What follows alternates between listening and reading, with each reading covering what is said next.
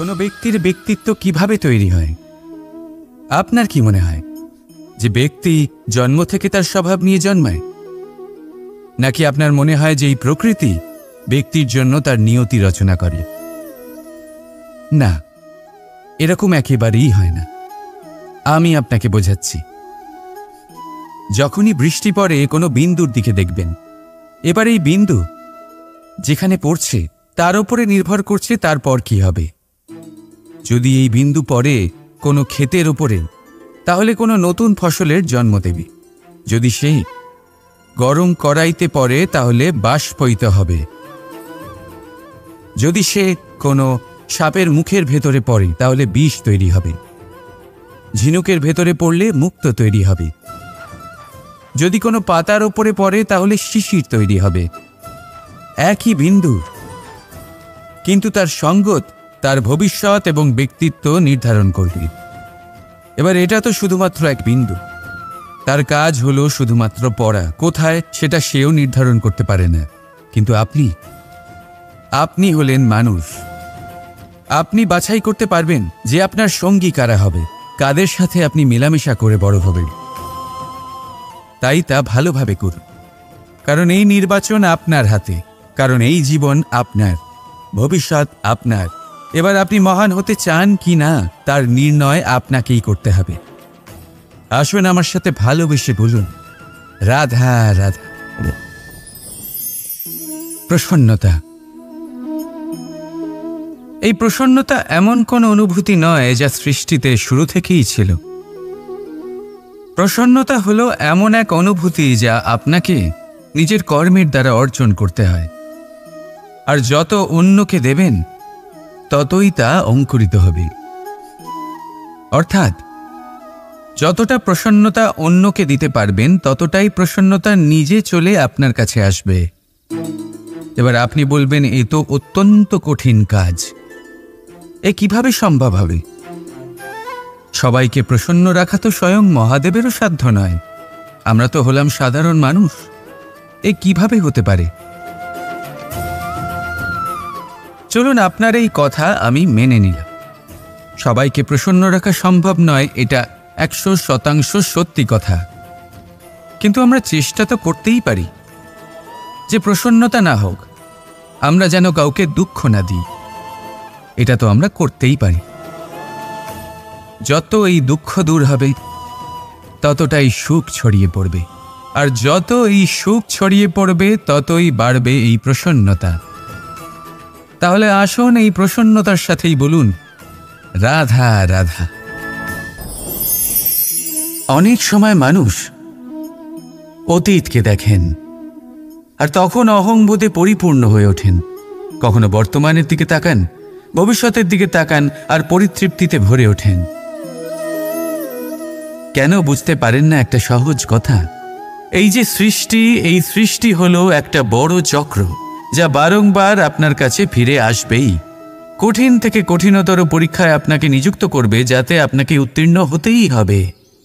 যা কাল ছিল তা আজ নেই, এটা সবাই জানেন। যা আজ আছে তা হয়তো কাল থাকবে না, এটাও আপনাকে মেনে নিতে হবে, তাও আবার হাসি মুখে। শান্ত থাকতে শিখুন আর কখনোই মনের মধ্যে অহংকার উৎপন্ন হতে দেবেন না। হতে শিখুন সেই হিমবাহের মতো। হয়তো এই জন্যই এত শীতল থাকে, কারণ ও জানে গতকালও জল রূপে ছিল, আজ বরফ রূপে হয়তো আছে, কিন্তু কাল পুনরায় সে জলেই পরিণত হবে। নিজেকে শান্ত রাখুন। হয়তো আজ আপনি সাফল্যের শিখরে আছেন, হয়তো বা নেই। আপনাকে প্রত্যেক দিন অবশ্যই দেখতে হবে। শুধু নিরন্তর প্রচেষ্টা করতে থাকুন, প্রত্যেক পরিস্থিতির জন্য তৈরি থাকুন, আর একে ভারসাম্যে রাখতে শিখুন। আপনার কাল হোক, আজ হোক বা আগামীকাল, আপনার ভালো দিন হোক বা খারাপ দিন, সব পবিত্র হয়ে যাবে। তাহলে আসুন আর আমার সাথে ভালোবেসে বলুন, রাধা রাধা। যখন একজন ভক্ত এবং তার ভগবান এক আকার ধারণ করেন, যখন একজন ভক্ত নিজের ভগবানের প্রতি, নিজের জীবনের লক্ষ্যের প্রতি সম্পূর্ণরূপে সমর্পিত হয়ে যান, তখন জন্মগ্রহণ করে ভক্তি। আর তখন সংসারের সমস্ত আশা তিনি ত্যাগ করতে পারেন। সমস্ত আশা শেষ হতে পারে, কিন্তু মানুষের সঙ্গ ভক্তি কখনো ত্যাগ করে না। যখন ভক্ত ও ভগবান এক আকার ধারণ করেন, এক হয়ে যান, তখন রথী এবং সারথীর মধ্যে কোনো পার্থক্য থাকে না।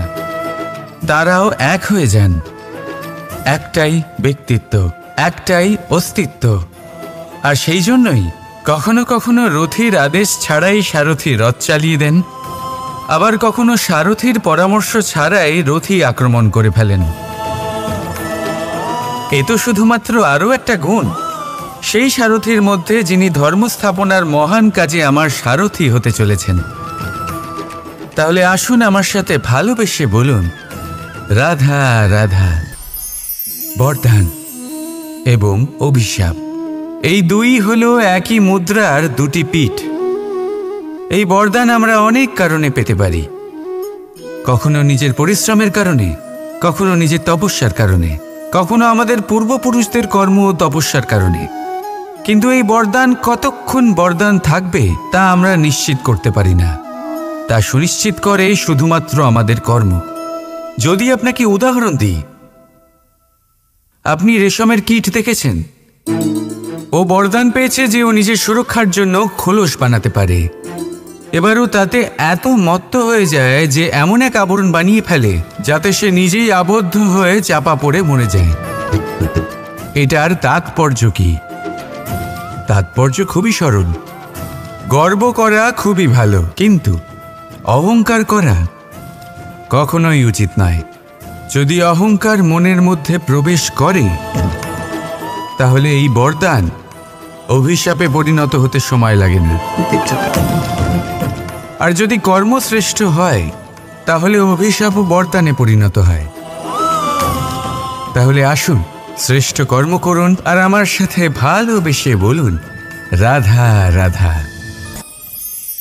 জীবনে শিখরে পৌঁছানোর জন্য মানুষের কি প্রয়োজন হয়ে থাকে? সিঁড়ির। কিন্তু তাও প্রত্যেক মানুষ, প্রত্যেক ব্যক্তি শিখরে পৌঁছতে পারেন না। এর কারণ কি? কারণ একটা হতে পারে যে মানুষ কল্পনা করতে থাকেন কিন্তু সিঁড়ি খুঁজে পান না। কিছু মানুষ খুঁজে নেন, কিন্তু তা পেয়ে এতটাই প্রসন্ন হয়ে যান যে তারপর আর কোনো কর্মই করেন না। খুব সোজা ব্যাপার। অনেক মানুষ সিঁড়ি খুঁজে পান না, আর যদি পেয়েও যান তাও যতক্ষণ না তাতে চড়ছেন সেই শিখরে পৌঁছবেন কি করে? যতক্ষণ না আপনি পরিশ্রম করছেন, যতক্ষণ না সেই সিঁড়িতে আপনি চড়ছেন, যতক্ষণ না ক্লান্ত হচ্ছেন, আপনার পায়ে হাঁটুতে ব্যথা না হচ্ছে, ততক্ষণ এই শিখরে পৌঁছানোর সৌভাগ্য লাভ করতে পারবেন না। তাহলে কল্পনার সাথে কর্ম করুন, পরিকল্পনার সাথে পরিশ্রম করুন, সব কিছু পাবেন। আসুন আমার সাথে ভালোবেসে বলুন, রাধা রাধা। মহাদেব, সেই দেবতা যিনি মহান, যাকে দেবতাদের দেবতা বলা হয়, যিনি হলেন আমার আরাধ্য। কখনো আপনার মনে এই প্রশ্ন এসেছে যে শিবকেই কেন মহাদেব বলা হয়, অন্য কোনো দেবতাকে কেন বলা হয় না? সেই কারণ মহাদেবের মধ্যে, ওনার মধ্যে এমন এক বিশেষ গুণ রয়েছে যা অন্য কারণ নেই। তা হলো নিঃস্বার্থ হয়ে মানুষের সেবা করা। যদি প্রয়োজন পড়ে, যদি সৃষ্টির পথে বিনাশের কালো মেঘ ছেয়ে থাকে, তখন নিজের প্রাণের চিন্তা না করে হলাহল পান করার জন্য প্রস্তুত থাকেন মহাদেব। আর এই অদ্বিতীয় ত্যাগের জন্যই শিবকে মহাদেব বলে ডাকা হয়। এবার যদি কোনো মানুষও নিঃস্বার্থ ভাবনার দ্বারা নিজেকে অর্পণ করে দেয় এই জগতের কল্যাণের জন্য, মানুষের সেবার জন্য, তাহলে তিনিও মহাপুরুষ, মহামানব হতে পারেন। যদি কেউ অভুক্ত থাকেন, তাহলে নিজের থালা থেকে অর্ধেক খাবার তাকে দিয়ে দিন। যদি কেউ অসুস্থ হন, তাহলে তাকে সেবা করার, চিকিৎসা করার চেষ্টা করুন। এই জীবন শুধু নিজের জন্য নয়, অন্যদের প্রতি, সমস্ত সংসারের প্রতি উৎসর্গ করুন। যদি এইসব মানুষ শিখে যান, তাহলে তিনি মহাদেবের পথে অগ্রসর হতে পারেন। যদি মানুষ নিঃস্বার্থ ভাবনার দ্বারা এই সংসারের সেবা করতে শিখে যান, তাহলে তিনি নিশ্চিত রূপে মহামানব অবশ্যই হতে পারবেন। আসুন আমার সাথে ভালোবেসে বলুন, রাধা রাধা। আপনি কি কখনো কোনো জলের ধারা দেখেছেন? তার সামনে যতই মাটি থাকুক না কেন, যতই কাদা থাকুক না কেন, যখন এই জলের ধারা বইতে আরম্ভ করে দেয়, তখন এই কাদাকে নিজেই ধুয়ে নিয়ে যায়। ওই কাদাকে ধুয়ে দেয় এবং নিজের পথ নিজেই তৈরি করে নেয়। তাহলে আপনিও এরকম জলের মতো হয়ে উঠুন। যদি হয়ে উঠতে পারেন, তাহলে নিজের মনের, নিজের ভাবনার, নিজের জীবনের যত অনাবশ্যক তত্ত্ব আছে, অনুপযোগী অংশ রয়েছে, অর্থাৎ অপরিষ্কার অংশ রয়েছে, তা নিজে থেকেই নির্মল হয়ে উঠবে। আর যেরকম জলের ধারা কখনো থেমে থাকে না, সব সময় বয়ে চলে, সেইভাবে আপনিও কখনোই থামবেন না। সবসময় বয়ে চলুন, এগোতে থাকুন। পথে যদি অনেক বিপদ আসে, সমস্যা আসে, থামবেন না, তার উপর নিরন্তর প্রহার করুন, নিরন্তর প্রয়াস করুন আর অগ্রসর হন। আপনি ভেবে দেখুন, এই জলের ধারা কখনো থেমে থাকে না, সবসময় বয়ে চলে, বিপদের সম্মুখীন হয়ে তাকে সাথে বয়ে নিয়ে চলে। সেই জন্য জলের ধারা, প্রবাহমান এই ধারা, এর থেকে কখনো দুর্গন্ধ আসে না, এতে কখনো ময়লা জমতে পারে না, বরং পালিত হয় সুন্দর প্রাণবন্ত জীবজন্তু, যেমন সুন্দর ছোট মাছ। তাই আপনিও এটাই করুন, কখনো থামবেন না, শুধু চলতে থাকুন, জলের ধারার মতো বইতে থাকুন। আপনি আপনার লক্ষ্য অবশ্যই খুঁজে পাবেন, আর তার সাথে নিজের অন্তরের যে মালিন্য রয়েছে, তা আপনি নিজেই নিজের থেকে দূরে করে দেবেন। তাহলে আসুন আর আমার সাথে ভালোবেসে বলুন, রাধা রাধা। কথায় আছে যে নিজে করে দেখো, নিজে অভিজ্ঞতা প্রাপ্ত করো, নিজে শেখো, নিজে জানো, এতে কোনো কিছুই অনুচিত নেই।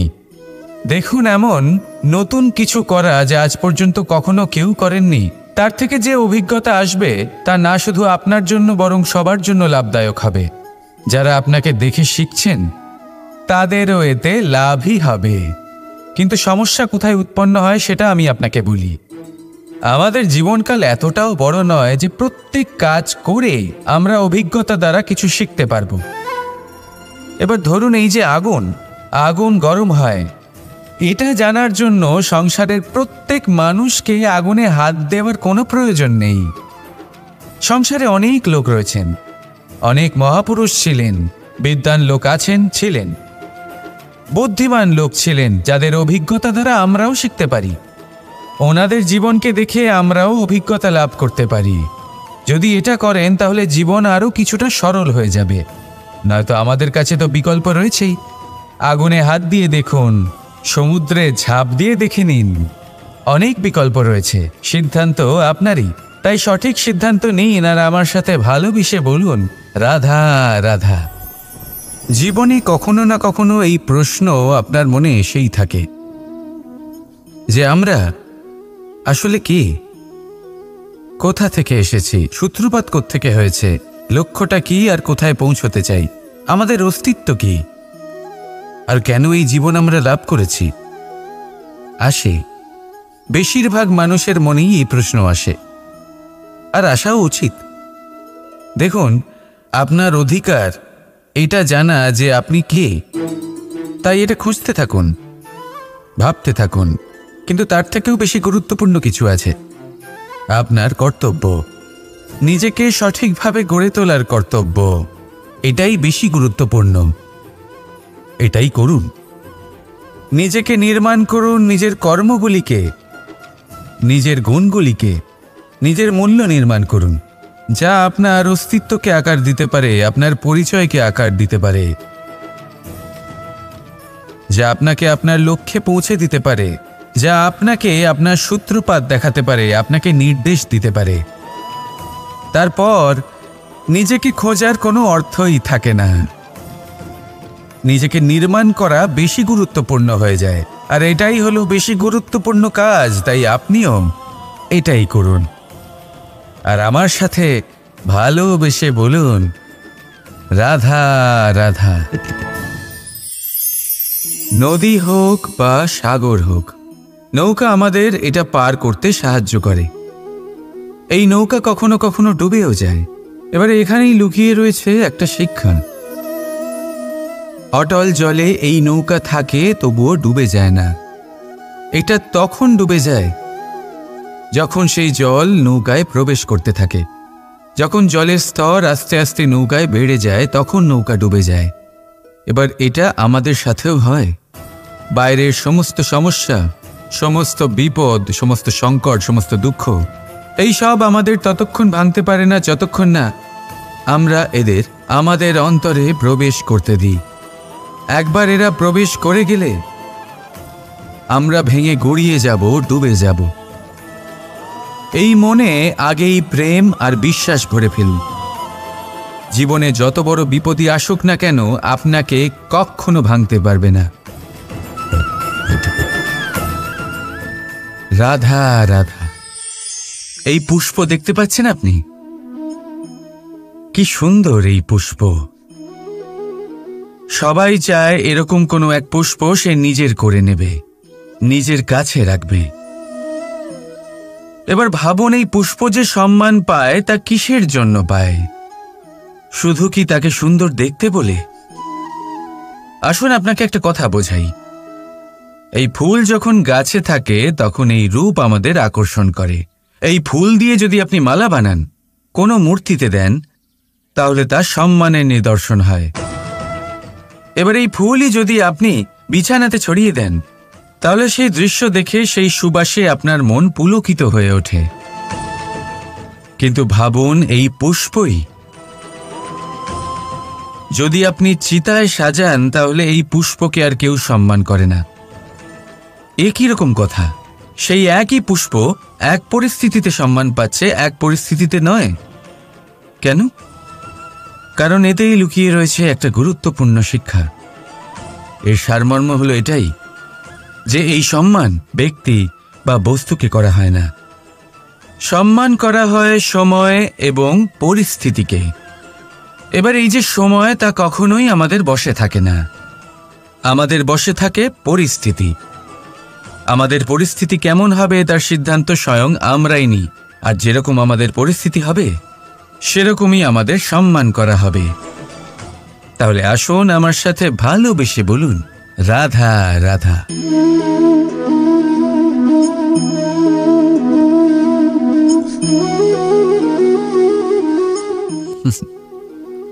এবারে আপনারা ভাবছেন যে আমি এত একাগ্রতার সাথে এই পিঁপড়েকে কেন দেখছি। আপনাকে বলি যে আজ এই পিঁপড়েকে দেখে আমি মন্ত্রমুগ্ধ হয়ে গেছি। ওর রূপ বা ওর আকার দেখে নয়, এই পিঁপড়ের প্রচেষ্টা দেখে।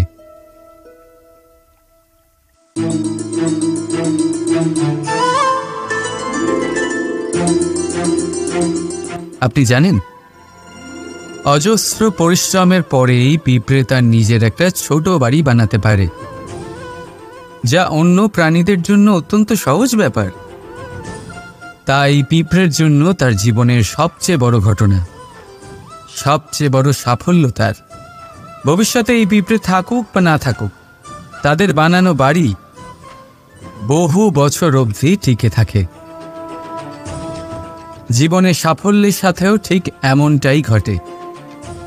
আপনি একদিনে সাফল্য লাভ করতে পারবেন না, কিন্তু যদি আপনি প্রতিদিন চেষ্টা করতে থাকেন, তবে একদিন আপনি অবশ্যই সাফল্য লাভ করবেন। মনে রাখবেন, ভাগ্যের দ্বার তাদের জন্য উন্মুক্ত হয় না যারা হার মেনে নেয়। ভাগ্য তার দ্বার তাদের জন্যই খোলে যারা বসে না থেকে প্রয়াস করে সেই দরজার কড়া নাড়া। তাই প্রয়াস করতে থাকুন। সাফল্য অবশ্যই একদিন না একদিন আপনার কাছে আসবেই। রাধা রাধা। এই তালাটা দেখতে পাচ্ছেন আপনি?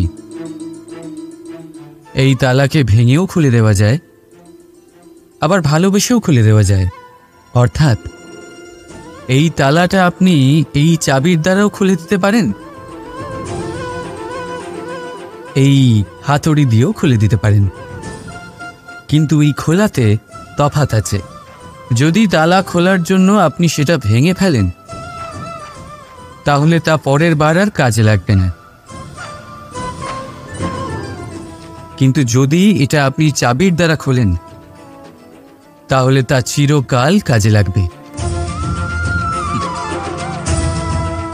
আমাদের জীবনে সম্পর্কগুলো কিছুটা এরকমই হয়। আমাদের জীবনের আনন্দরূপী ধন রক্ষা করে এই সম্পর্ক, কিন্তু ভালোবেসে। যদি ক্রোধের দ্বারা এই সম্পর্ক রক্ষা করা হয় তাহলে পরে তা কোনো কাজে আসে না। তাই সম্পর্ক সবসময় প্রেমের চাবি দিয়ে খুলুন,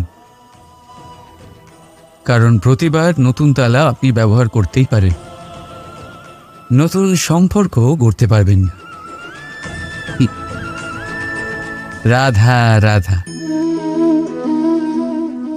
জীবন কি? এই জীবন আমরা জন্ম নিই, বড় হয়ে উঠি, আমাদের মা বাবা আমাদের পালন করেন, তারপর তাদের অর্থ দিয়ে আমাদের বাল্যকাল কাটে, আমরা আরো বড় হই, বিবাহ বন্ধনে আবদ্ধ হই, আমাদেরও সন্তান হয়, আমরা তাদের পালন করি, তারপর আমরা বৃদ্ধ হই, আর একদিন এই সংসার ছেড়ে আমরা সকলে চলে যাই। এটাই কি জীবন? আপনার মনে এই প্রশ্ন হয়তো অনেকবার জেগেছে, তাই না? এবার একটু জলের যাত্রাপথ লক্ষ্য করুন। সাগর থেকে বাষ্প হয়ে ওঠে এই জল, মেঘ হয়ে ঝরে পড়ে সে, তারপর নদী হয়ে আবার সাগরে মিলিয়ে যায়। কিন্তু কখনো এই প্রশ্ন করে না যে তার জীবন কি, তার উদ্দেশ্য কি। প্রতিটা মুহূর্ত বাঁচে সে, আর অন্যদের যতখানি সম্ভব সাহায্য করে। যখন সাগরে থাকে তখন অসংখ্য জীবকে জীবন দান করে। যখন সাগর থেকে বাষ্প হয়ে মেঘ হয়ে যায় তখন চাষিদের মনে এই আশা জাগায় যে ফসল আবার ফল। যখন বর্ষা হয়ে ঝরে পড়ে তখন এই শুকনো তৃষ্ণার্ত ধরিত্রীর তৃষ্ণা মেটায়। আর যখন নদীতে থাকে তখন তার পাড়ে নানান গাছপালার জন্ম দেয়। কিন্তু ভাবুন, জল কি কখনো এটা ভাবে যে তার জীবন কি বা তার জীবনের উদ্দেশ্যটাই বা কি? না, সে শুধু নিজের ধর্ম পালন করে যায়, আর যতটা সম্ভব সবাইকে আনন্দ প্রদান করতে থাকে। সেই জন্যই জীবনে কখনো এই প্রশ্ন করবেন না যে এই জীবন কি, এই জীবনের উদ্দেশ্য কি। শুধু এই জীবন বাঁচুন, আর যতটা সম্ভব সবাইকে আনন্দ প্রদান করুন। মন প্রসন্ন হয়ে বলবে রাধা রাধা। কখনো বৃষ্টির জন্য হওয়া কাদার মধ্যে দিয়ে আপনি নিজের বাড়ি ফিরেছেন? পাদুকা পরার জন্য আপনি ওই কাদা থেকে অবশ্যই বেঁচে যান, কিন্তু সেই পাদুকা থেকে আগত নোংরা কাদার ছিটে আপনার বস্ত্রকে ময়লা করেই দেয়। কিন্তু তাও সেই ছিটের জন্য আপনার বস্ত্র ময়লা হয়ে যাবে, সেই জন্য আপনি পাদুকা পরা ছেড়ে দেন না। ঠিক সেইভাবেই জীবনে এমন কিছু মানুষও আসেন যারা পাদুকার মতো হন, যারা আপনাকে কাদার থেকে বাঁচিয়ে নেন, কিন্তু বস্ত্ররূপী আপনার মনের উপরে আশঙ্কার দাগ ছেড়ে যান। এইসব মানুষের জন্য নিজের মন ছোট করার কোনো প্রয়োজন নেই। প্রয়োজন আছে শুধু এটা ভাবার যে আপনি নিজের পা কাদার থেকে বাঁচাবেন নাকি আপনার বস্ত্র। জীবনে গম্ভীর হওয়া ভালো কথা, কিন্তু সমস্ত বিষয়ে যদি গম্ভীরভাবে ভাবতে থাকেন তাহলে জীবনের আনন্দটাই শেষ হয়ে যাবে। এই সংসার অস্থায়ী, এখানে এমন কিছুই নেই যা চিরকাল জীবিত থাকবে। তাই যতক্ষণ এই জীবন আছে সন্তুষ্টি আর আনন্দ নিয়ে বাঁচুন। নিজের ওপর আগত কাদার ছিটের দিকে মন দেবেন না, শুধু আনন্দ বিতরণ করুন। মন প্রসন্ন হয়ে বলবে রাধা রাধা।